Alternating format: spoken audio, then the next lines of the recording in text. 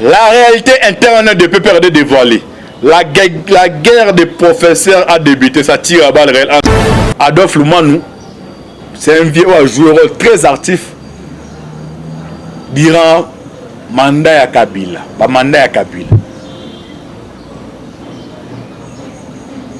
Donc, comment il y a commencé à tomber à Kébis. Parce qu'il y a un secteur de décision. Mais si on y a bon à quitter bateau. Parce qu'on a tout aux country Rolanda Kuna. Il y a un ministre qui non, quand tu regardes, qu'est-ce que tu vois? Yo souka na balabal. Mais bon, on va dans la chambre à Kabila. Et c'est tout le dessus au Salem. Mais si on monnaie balongwe pour nani. Quand tu regardes, qu'est-ce que tu vois? Qui êtes-vous, monsieur Arimov, pour décider en lieu et place des raïs et des organes du parti et tenir des propos désobligeants à l'endroit des camarades du parti? Vous avez fui votre katana pour venir vous noyer à Kinshasa sans aucun apport sur l'électorat en faveur du PPRD et de son autorité morale, Joseph Kabila, où il n'a jamais été élu. Il n'a jamais été élu. Quelle que soit la durée de la nuit, le soleil finira par faire quoi? Ça, c'est Adolphe Lumanou. Alors, 1 million Kabila Zouakana en 2011 au Tagap. Aussi, vous avez saboté au vieux et connu de tous les candidats d'offre de JKK au présidentiel de 2018 par votre comportement frisant la trahison à la famille politique de Joseph Kabila. Qu'est-ce que vous pouvez encore apporter de plus en Kabila? Vous êtes même devenu député dans les conditions que tout le monde connaît. La vérité, ah bon? Soyez humbles, vous ne représentez rien en commençant par votre Lualaba natal.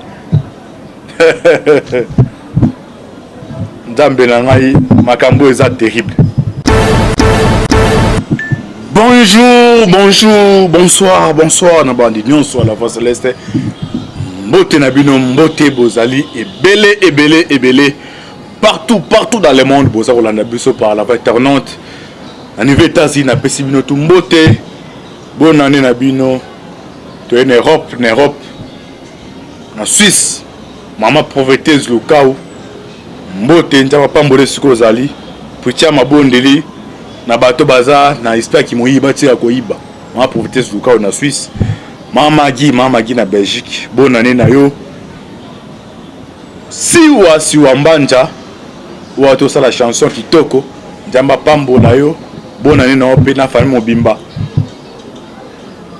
Mama Fatou na souhaite na famille Mobimba pe bonne année na bino. Bozana Asie, Océanie, en Afrique. Sans oublier en République démocratique du Congo, c'est toujours votre humble serviteur Moïse Mao Kantiba Nemiso Bolingaka. Tout le bateau, automesana kopé sabino, information, décryptage, analyse ou étali makambo ya politique. Boye bateau zali wapi tozo kene wapi tokosuka wapi. Merci mille ndeko c'est ma caméra John Maboki Bende. Sans oublier ndeko Alvin Berle Sir Naturel. Cécile Mboko la fiti maman de Masiarande toba toujours lola les ako futa simatoko loba nzamba botorozae wapi bo s'abonner chaque fois nous toba toujours ce qui nous unit est plus fort que ce qui nous divise. Et donc ça c'est ali Congo ou les ali ko Kabul les ali appartenance tribale appartenance politique, mais ce faut comprendre que non ce qui nous unit les liens qui nous unit plus fort que ce qui nous divise.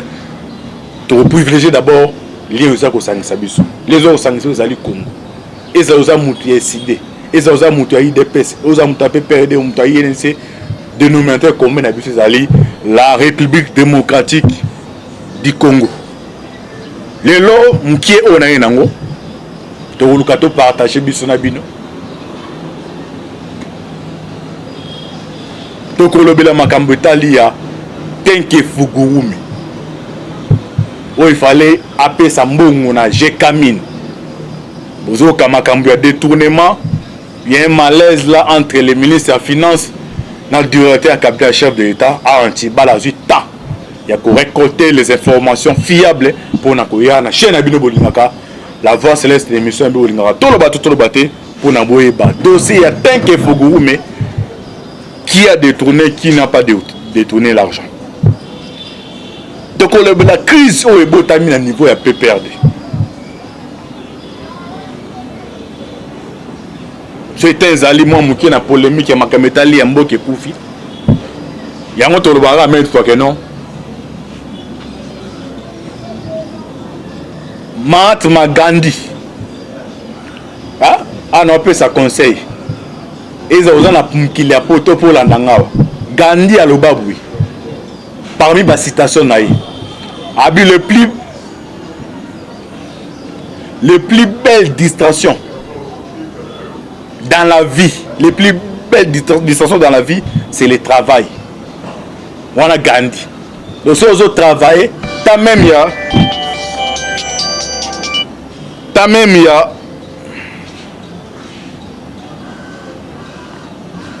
ya olandela biloko ya biloko me mutatika lini biloko esali boy tane ezate pas au travail mais si on travaille te moi nde batongo bale parce que baza au travail te bazali ebele misu baza pe na mikila libanda do aluka na ngani kanda mais momi mutakenda ka do ye atikali wifi ofele do so abemi mwana abemi mwana lali distraction de internet que internet wana do tout yaza olandela ya Gandhi bisibino le plus belle distraction na vie ya moto ezali mosala pe lo connaît ndenge tsekela bike non mboka déchet kufa yo siko moto lo bake no bateki mboka yo moto lo bake pa na tango kabila makambo oteka mboka banda kala so na yeba te kabila teka mboka ngo etikeda tse po teka yo lo baka bateki mboka kote wana pone po ezate so moto abike non mboko to kuto déjà okufa yo moko yo tambwa na nzela so etourner par exemple na Kinshasa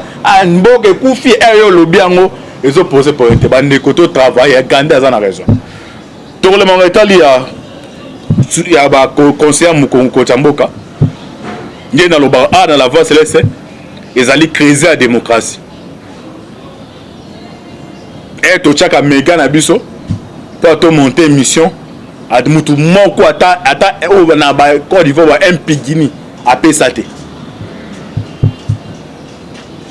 toujours récolter des informations ata pigine ezalaka te donc contribution na biso ya bino pas na biso ezali ya kosabone na kolanda biso eza pe be échange parce que yo landi biso to pesi information mais ezate mutamuta tsuka na bande ezate yo déborder c'est comme si c'est toi si yo nde boss ya chaîne yo nde muto tsaka meka o ba ke non pour cause frapper ba conseiller si tu travailles dans des conditions favorables,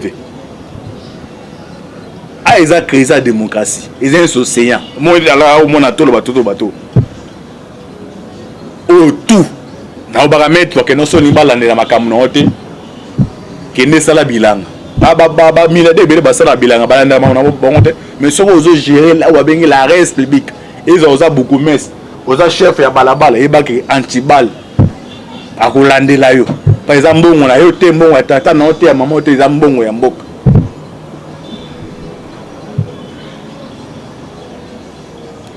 to bana dossier ya Tenke Fugurume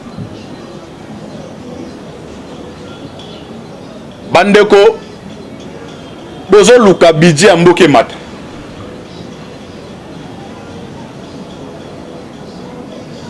mais mbongo ezaka na ba ezaka awa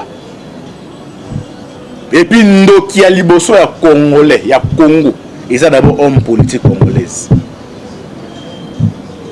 ozo mona dossier ya este oka bakangi ba professeur bali ba falsifier ba falsifier teni ya Yamoura c'est toujours bana mboka ozo ka ba détournement eza France te eza États-Unis te bana bango ba yiba kezali mais de responsabilité à monene eza d'abord biso moko tant que tu comprendras te to zala kaka boy nde na lekani awa nazolo banalo babazwi ngai batenge sika onga pe na appliquer même attitude wana donc on ko chanza raté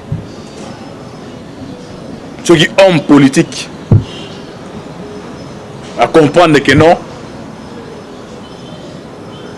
nakendaka na makambo ya l'État so ba nomenge za pona na servir mboka mais banda Mobutu banda Kasafu mboka eza bote mais comme homme politique hein azana ADN ya mabe yango na mboka ezaka yango na ba ne baba bandi miso ba que non to privilégier d'abord intérêt ya mboka to bana dossier ya Tenke Fugurume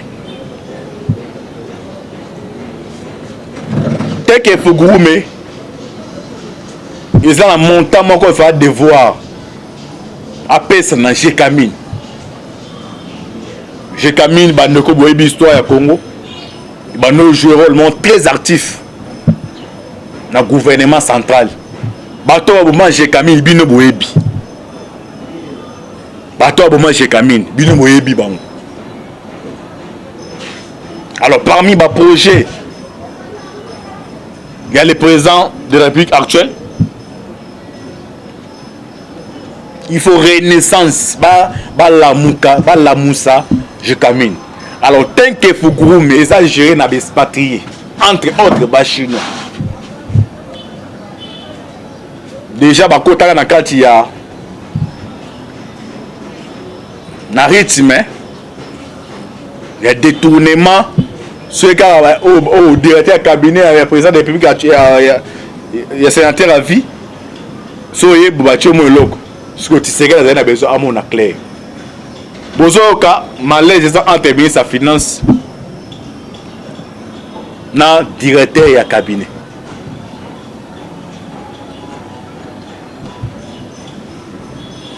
Avant de contre la dossier Tenke Fugurume. Et là on mouké na ça comme conseil. Fonction à président de la République. Toti seke ne bomo na yawana. Eza tiseke des institutions ya président de la République. Ce que vous allez maman na e. Vous allez ya na e eza na ba lié. O ebosa la ki famille. Mais azan institution bengi ya président de la République. Institution président de la République ne muteza ko gérer. Donc jamais que vous allez pas comme ça président à une victoire bandi kolia. Non, non. Ils ont limité. Oh yemo, ils ont pas posé moi ninga sala mais a comme limité. A comme limité donc casquette à tiseke dielongwe, casquette ya institution président de venir zakati dai. Par là dans le bas, na kosenga na bato ba ko équipe parce que ça au côté. Ba remandé mbo matabo qui te zali. Ata moko komelinga na message que non. Bino boyebe ça biso bana tiseke la table sali d'émission. Ozomona batabongo ozomona tant que ozala peme ozana bango ba contribuer au monde. Tu as un dossier Tenke Fugurume, nini s'est passé kuna.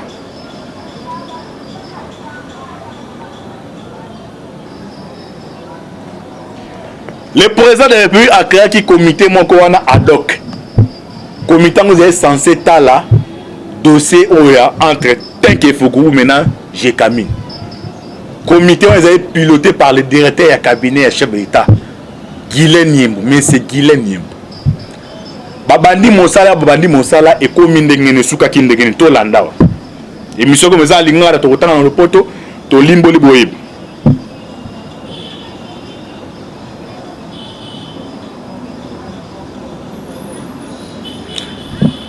Il faut Tenke Fugurume et devoir Jekamine 5 milliards de dollars.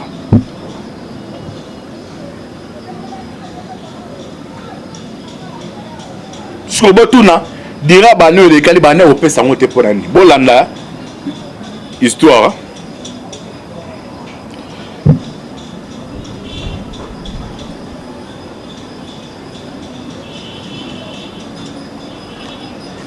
La guerre entre Guylaine Nyembo, directeur de cabinet de chef de l'État, et M. Nicolas Kazadi, ministre des Finances. Tout commence par la création par le chef de l'État, Félix Tshisekedi, de la commission ad hoc instituée pour l'évaluation de la jointe venture Tenke Fugurume sur les redevances des réserves supplémentaires de cuivre de la Gécamine. Dès qu'il faut que vous cuivre, redevance on est fait en na Gécamine, mais pèse à magaté. Bato bazalaka ba ebi muta bandozo bambongo wana. Bambongo te bambongo ya ba mone muta ba bata régie des zones ba kata courante. Pada ba kata mai be ba tasnende ba kata courant. So ayebwe ole akata mai yo futa mais aux a 500 000 faut devoir snel faut devoir régie des eaux. Ya pesio apesi bango 10 000 fa bakei. Nde bande au salim. Ole ba kata mai mutu wana kende afuta mo ekota na caisse ya l'état. Mais bateau bon les calaboti na bango soit payer 5 000 akei il est qui mikolaye ndenga e bande au salim donc faut tant que fugu mais na barre défense au cuivre maka apé ça Gécamine parce que montant non soit ba évaluer on les a 5 milliards de dollars bandeko to landa awa bien. Tout commence par la création par le chef de l'État Félix Tshisekedi de la commission ad hoc institué pour l'évaluation de la jointe venture Teke Fugurumi sur les redevances des réserves supplémentaires de cuivre de la Gécamine. Le travail de cette commission dirigée et coordonnée par le directeur de cabinet du chef de l'État Guillet Nimbo tendrait vers une condamnation contre l'entreprise Teke Fugurumi à verser une somme de 5 milliards de redevances à la Gécamine.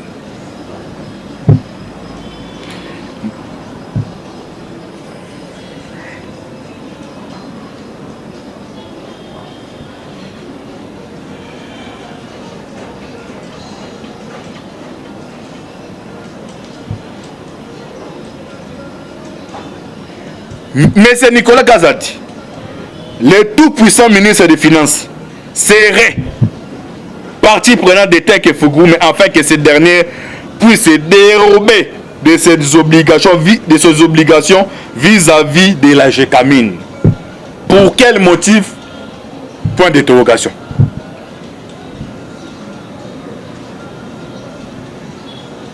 Le ministre des Finances, M. Nicolas Kazadi, se serait invité illégalement pour influencer les décisions de la dite commission de la présidence. Bolandi be commission esali Moussa na yango. Commission esali ad hoc. Esali Moussa na yango. Bakati masolo que non faut tant que faut même payer ça combien 5 milliards. Les ministres des Finances aillé pour influencer commission. Na raison ni to landa bien. J'ai beaucoup de respect au parmi ba warrior au sala Moussa qui toque. Et ça ministre de Nicolas Kazadi. Mais ba mutazaka parfait. Biso Moussa Bizali ya ko dénoncer batou ata ko ma 100% parfait mais akomata na ata moi na parfait moko ya akoma parfait ata mukie. Dans le poteau au choc des idées j'ai la lumière to lo baate parce que ni mutu tel ni mutu to zana pour le côté à mabe to loba o ko gagner le loko non c'est ali Congo.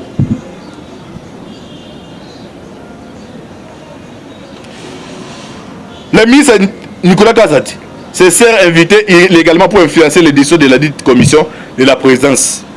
D'une source nous apprennent que les lobbyistes de Teke Fugurumi, par exemple, lobbying na bango, ba lobbyiste. Do bato bazana ba lingara mabe ke chikala.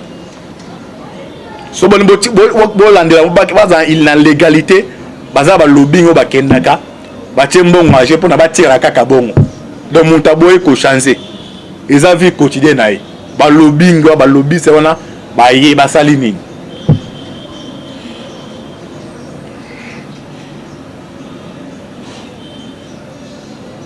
D'une source, nous apprenons que des lobbyistes de Teke Fugurumi auraient proposé une somme de 10 millions.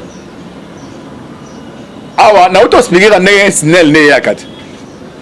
donc, commission ad hoc va mener une enquête, va conclure qu'il faut Teke Fugurumi appeler ça combien 5 milliards.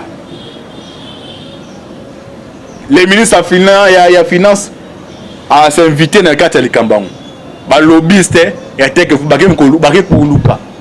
Ba ke comme contacter directeur cabinet, ba payer 10 millions pour na assurer dossier wana.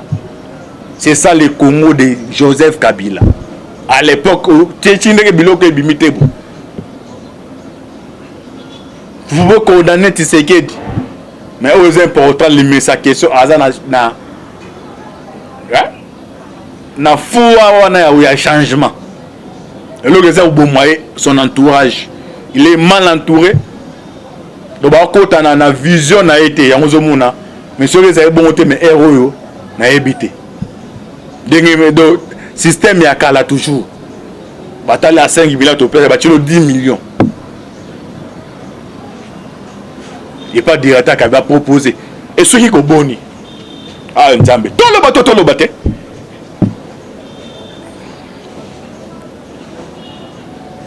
Le lobbyiste de Tekefougue aurait proposé une somme de 10 millions de dollars au directeur de cabinet du président afin de surseoir la décision du paiement de 5 milliards à la Gécamine. Donc, Congo, tous à 5 milliards pour l'intérêt général, mais bon, il y a 10 millions d'euros.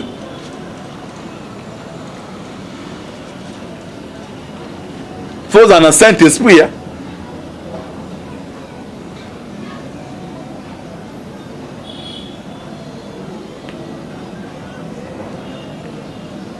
Saint-Esprit pour boire aux ambons. 10 millions de dollars au directeur du cabinet du président afin de surseoir la décision du paiement de 5 milliards à la Gécamine.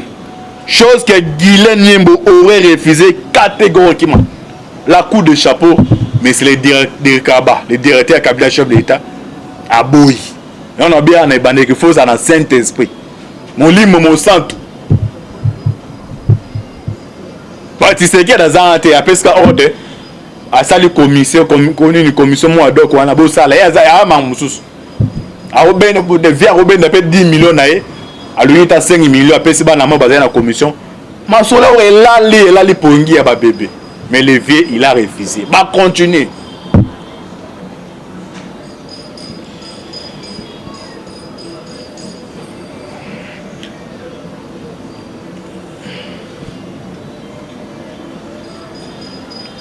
Déjà dans une vidéo qui circule sur les réseaux sociaux, on voit un ministre de la base de l'IDPS parti au pouvoir à Kinshasa d'émettre Guylaine Niembo. Vous comprenez ce cas officine et outeli.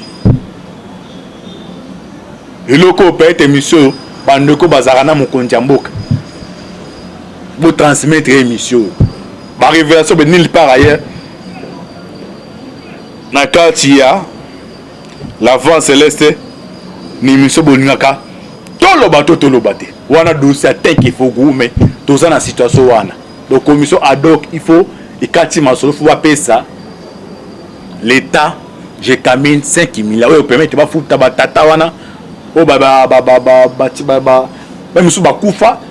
Nous sous on se compte besoin mon belé. Battre les messages camine. Le dossier à niveau wana. Toi un dossier on a qui a crise dans quartier il a peu perdu.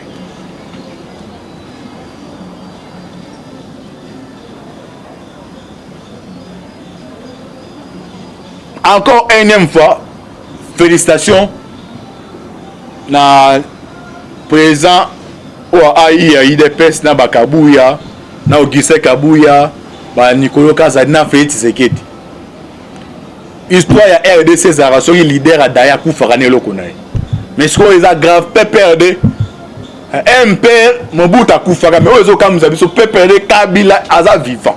Mais peut perdre les Koufi, les Koufa. Baza na groupe ya WhatsApp. Groupe wana administrateur aza niveau ya Kingakati. Ce n'est pas Kabia mais administrateur aza niveau ya Kingakati. Et puis dans kati à peu près il y a déjà candidats, soit candidat président de la République. Déjà ça préparé. Vous allez remarquer Mikoleza Koya, la majorité ya bato ba composé peu près des génération sik. Ba oh non so baza comprendre que non. Je to travailler pour naïe, to travailler pour naïe. Moi pe za biso pe to za la wana mais ali ka comme c'est ka famille comment ba comme bendana ba muso pe na kaza ba zu d'information ndenge za boy les régimes ont rebeta des mandats biso retire la bota eloko za souté ndé aloba ki joue wana répéter sur awa prophétie ya Tchitcheko ki sabi ke Kabila otika ye moko na mwasi na bad parla na loba nini Kabila a préparé Olive Lembe Kabila commence à la candidate dans ma pour 2023 parce que selon bureau de titre naïe par que non il faut le côté monter dans un problème dans la communauté internationale mais ça vous mettre pour que la politique et Afrique pour ma président voix universelle de la population voix souverain primaire et il y a la deuxième position première position c'est pas ça sur le plan d'abord international ou bien il y a communauté internationale il y a des intérêts tout ah ouais donc à moins que Nzamba ait changé Mukili hein à moins que Nzamba ait changé ça bongo donc yo aussi que vous allez au lingo lingate za la bongo alors Kabila pour na mona que no fatia muto aza na problème té sur le plan international alors na kata groupe ya WhatsApp Mova Sakan et Adolphe Luman na ebisa bino na émission passée Adolphe Luman c'est un vieux joueur très actif durant mandat ya Kabila. Ba mandat ya Kabila. Donc comment qui n'est pas commence à tomber moi kebis. Parce que ça na kati ya secteur na décision. Mais so mon niveau a bon à quitter bateau. Parce que na tout na yo contre Rolanda kuna. Il y a un ministère que non quand tu regardes qu'est-ce que tu vois? Yo suka na balabala mais bon ba na kata chambre ya Kabila et sika tout ba dessus ba no salim mais so moni ba ko balongwe pour na nini quand tu regardes qu'est-ce que tu vois ba moni nini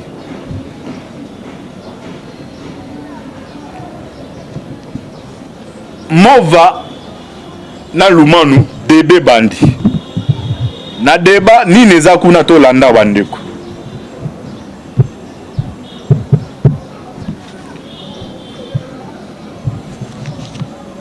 na ebité maboki bende ala sa minute no so ezana pona ebande dans tanga ta on eba pona ko chiter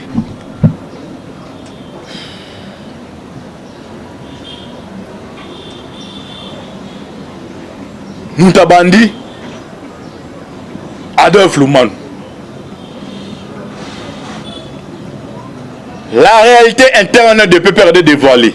La guerre des professeurs a débuté. Ça tire à balles réelles entre Mova et Luman dans le groupe WhatsApp Conversation.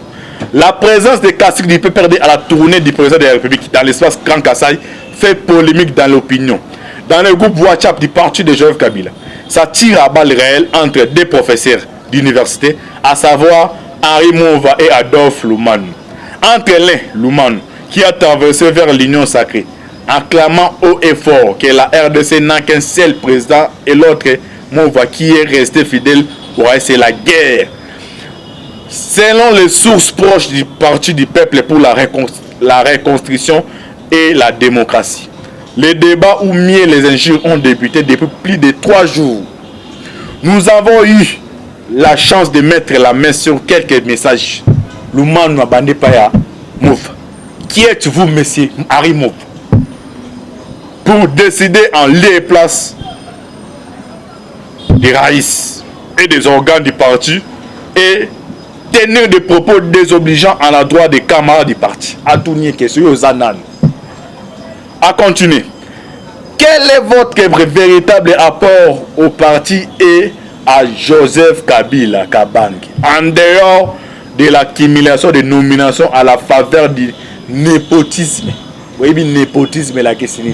Donc moi na yandeko, moi na kasi, tribu moko.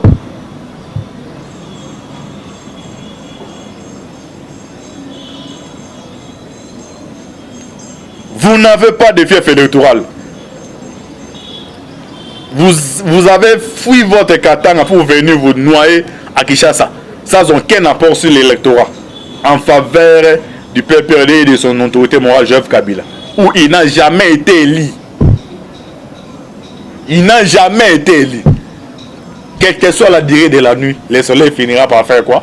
Ça, c'est Adolphe le monde. Il y a un siècle. Alors, 1 million Kabila Zouakana en 2011 et Outagap. Aussi, vous avez saboté au vieux et connu de tous les candidats d'offer de JKK au présidentiel de 2018 par votre comportement frisant la trahison à la famille politique de Joseph Kabila. Qu'est-ce que vous pouvez encore apporter de plus en Kabila? Vous êtes même devenu député dans les conditions que tout le monde connaît. Connaît une la vérité en Mozobim. Le monde m'tazarolo. Ah bon? Soyez humbles. Vous ne représentez rien en commençant par votre Lualaba natal. Nzambe makambo eza terrible. Toroya awa pour t'expliquer dossier à Bateni. Na moni maboke bende awa a 5 minutes. Bon moi dans ma bandi. Et ça ba vérité monsieur Robima. Et bien ba okam. Un agent à Kinshasa. Parmi bateau ba figurer dans dossier ya Floribert Chebi. Comme ça DC ça ba sengina za anonyme Antibal annoncé bino. Ils ont un moto moko awaza na compte à rebours. Ah, botala ba film était. Batie bombe ça au compte 5 4 0. Il y a un agent de retard à compoter. C'est toujours votre humble serviteur Moïse Mankanti. Bon, on a repris ça dessous des cartes. Abonnez-vous massivement à la chaîne Abino, La Voix Céleste, Monsieur Bolingaka.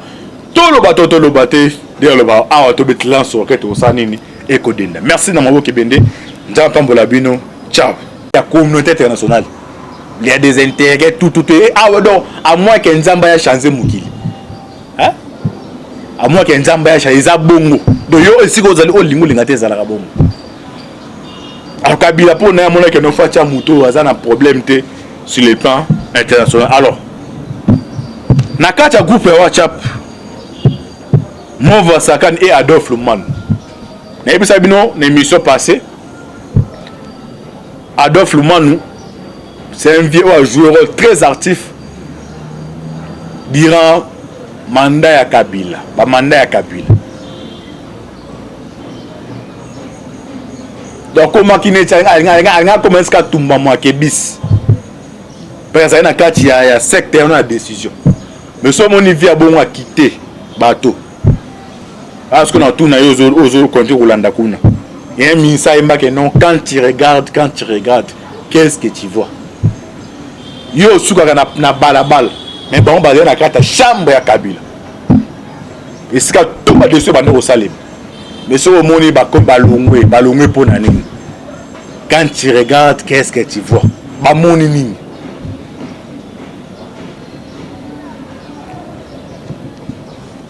mova na lumanu debe bandi na deba ni neza kuna to landa bandeko.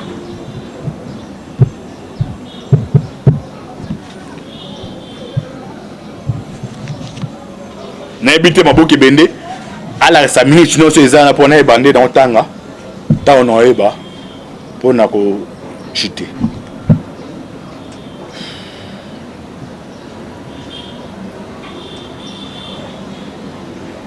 Ntabandi Adolphe Luman. La réalité interne de PPRD dévoilée. La guerre des professeurs a débuté. Ça tire à balles réelles entre Mova et Lumanou dans les groupes WhatsApp Conversation. La présence des caciques du PPRD à la tournée du président de la République dans l'espace Grand Kassai fait polémique dans l'opinion. Dans le groupe WhatsApp du parti de Joseph Kabila, ça tire à balles réelles entre deux professeurs d'université, à savoir Henri Mova et Adolphe Lumanou. Entre l'un, Lumanou, qui a traversé vers l'Union sacrée, en clamant haut et fort que la RDC n'a qu'un seul président et l'autre Mova qui est resté fidèle au reste, c'est la guerre. Selon les sources proches du Parti du Peuple pour la reconstruction et la démocratie, les débats ou mieux les injures ont débuté depuis plus de 3 jours. Nous avons eu la chance de mettre la main sur quelques messages. Lumanou Abandé Paya Mova. Qui êtes-vous, monsieur Harry Mova? pour décider en lieu et place des raïs et des organes du parti et tenir des propos désobligeants à l'endroit des camarades du parti. À tout nier question aux ananes. À continuer. Quel est votre véritable apport au parti et à Joseph Kabila Kabange en dehors de l'accumulation de nominations à la faveur du népotisme? Oui, le népotisme la question. Donc moi na yandeko, moi na kasi, tribu moko.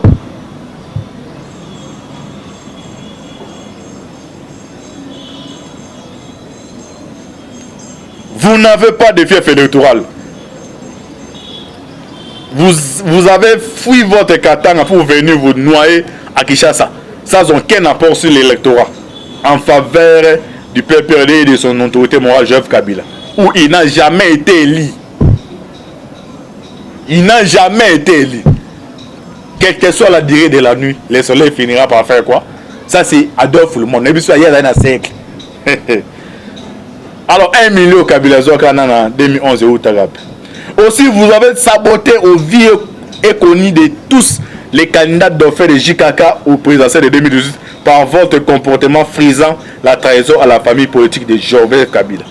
Qu'est-ce que vous pouvez encore apporter de plus en Kabila? Vous êtes même devenu député dans les conditions que tout le monde connaît. La vérité, ah bon? Soyez humbles, vous ne représentez rien en commençant par votre Lualaba natal. Nzambe makambo eza terrible. Toroya awa pour te expliquer dossier à Bateni. Na moni maboke bende awa a 5 minutes. Bon moi dandé ma bandi. Et ça ba vérité monsieur Robima. Et bien ba okam. Un agent à Kinshasa. Parmi bateaux va figurer dans le dossier à Floribert Chebi. Comme ils ont DC, ils ont anonyme, Antibal, annoncé Bino, ils ont un moto encore à compte à rebours. Hein? Botal va filmer, bâtir bombe ils ont compté 5, 4, 0. Il y a un agent. C'est toujours votre humble serviteur Moïse Monk Antibal. On a repris ça dessous des cartes. Abonnez-vous massivement à la chaîne Abino, La Voix Céleste, Monsieur Bolingaka. Tout le bateau, tout le bateau, le bateau, ah, tout le bateau, sur le bateau, et Kodenda. Merci, Namabo Kibende. J'entends pour l'Abino. Ciao.